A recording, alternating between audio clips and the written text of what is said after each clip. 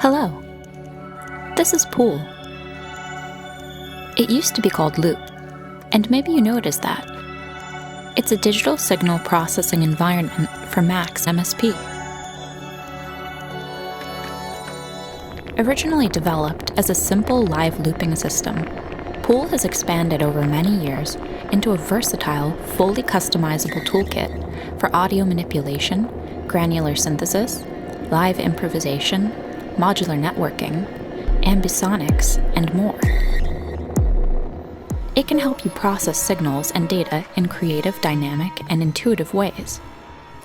This is the first in a series of tutorial videos on basic operation and functions within ppooll. While this series is aimed at new users, it's good to have some prior knowledge of DSP and Macs. Because ppooll remains in a constant state of development, there's often a lot of little bugs, problems, and idiosyncrasies you'll stumble into along the way. But the developers are always working on these together, and we welcome contributions and suggestions from all users. ppooll is open source and copyleft. Let's get started. If you haven't already, you'll need to install the latest Macs version from the Cycling74 website. Before you download ppooll, it's important to know that it depends on a few packages in Macs in order to run. This is because it's been developed by many authors and has a lot of complex patching with specific objects. You can install these by opening the package manager in Macs. The current version of ppooll is hosted on GitHub, where you can download the zip file, decompress it, and drag it into the Mac's extras folder. If you're running a legacy system, older versions of ppooll can also be found on the website.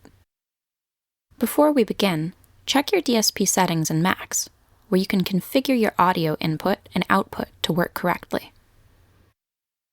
Now that we're all set, we can open the ppooll host from the Extras menu in Macs.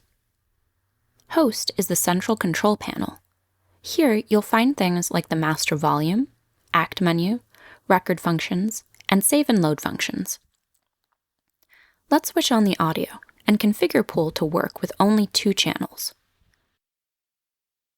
ppooll is capable of handling multi-channel audio, but since most of us are working on a stereo system, we won't need that right now. Individual modules and tools in ppooll are known as acts.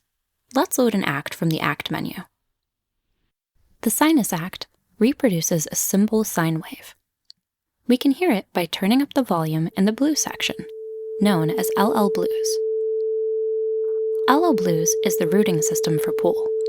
It's universal across all acts. It allows us to control signal sends, channels, panning, and other typical functions. Detailed information on LL Blues can be found by clicking here. In order to save screen space, many acts don't have their parameters labeled. We can figure out the controls of any act by accessing the act info via its title.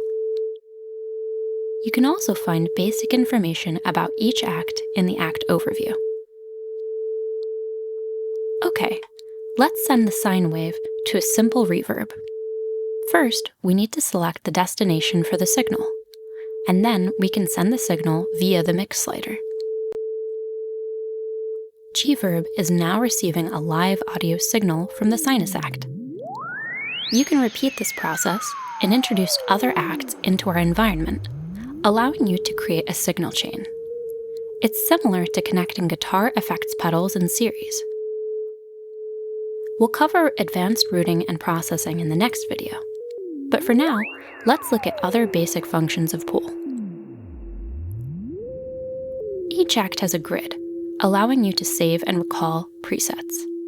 You can store a preset by clicking in a square and recall it by clicking once again. Command and click deletes a stored preset.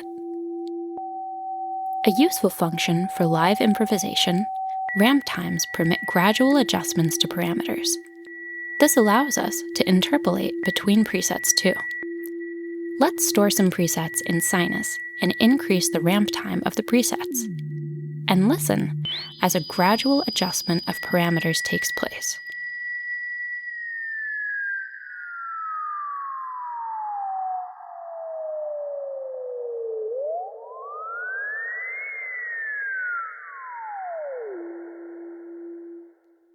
In any instance where an act uses audio samples, the buffer host window will appear after loading. This is where you can import any samples you wish to process. Let's load an act that uses buffers. Flop is a simple looper. First, we'll drag our sample into the buffer host. Now we can select the sample in Flop and start having some fun.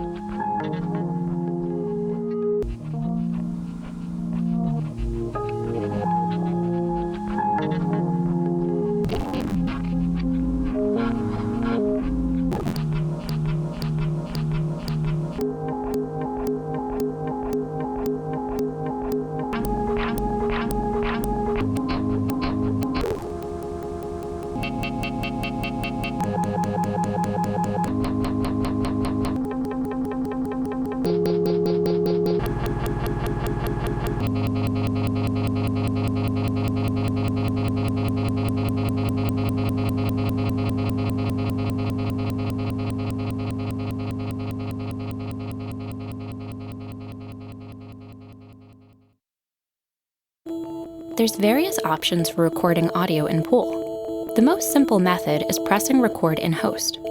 This will print a live capture of your environment. However, it's important to note that if you've configured host to work with more than 2 channels of audio, this will print as a multi-channel audio file, unreadable by many common applications. But we're working in stereo for now, so it's okay.